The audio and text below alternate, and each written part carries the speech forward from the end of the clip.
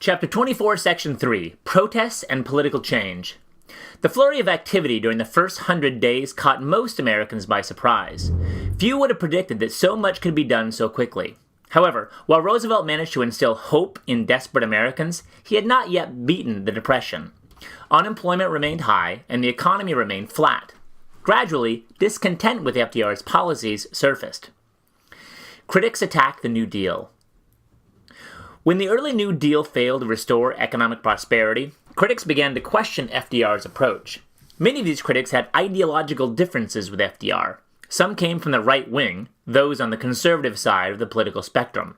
Others came from the left wing, those on the liberal side. At the two extremes existed the people with the most radical views. In the center stood the political moderates. When asked whether he was left or right politically, FDR claimed to be part of the mainstream near the center of the spectrum. "I'm going down the whole line a little left of center," he said. Right-wing critics generally thought the New Deal had gone too far in expanding the role of federal government. These critics included a mix of conservative politicians, wealthy industrialists, bankers, and religious leaders. Some of these critics joined forces in 1934 to form the American Liberty League.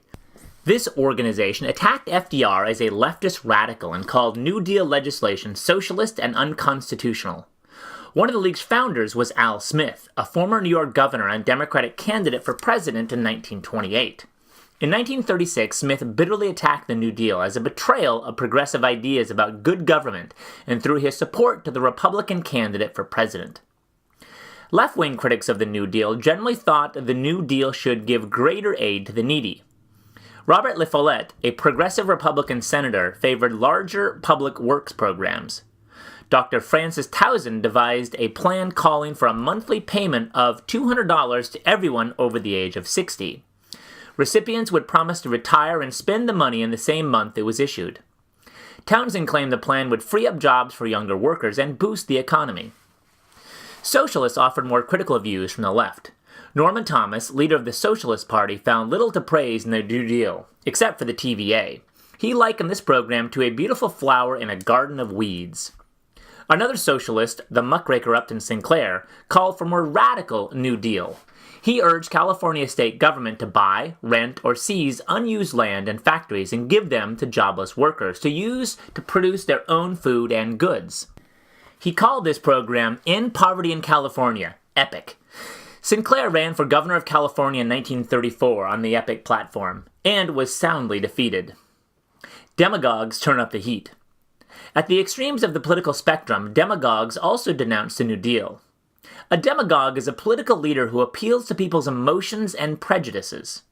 Charles Coughlin, a Roman Catholic priest, attracted millions of listeners to his radio broadcasts.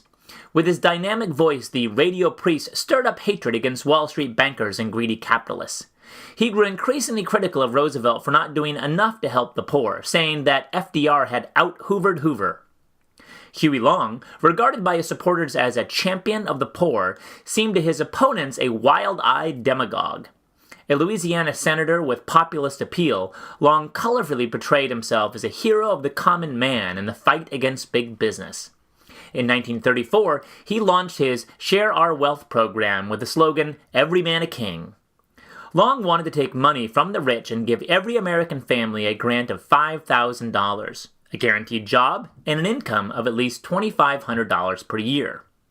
He explained the idea behind this program this way.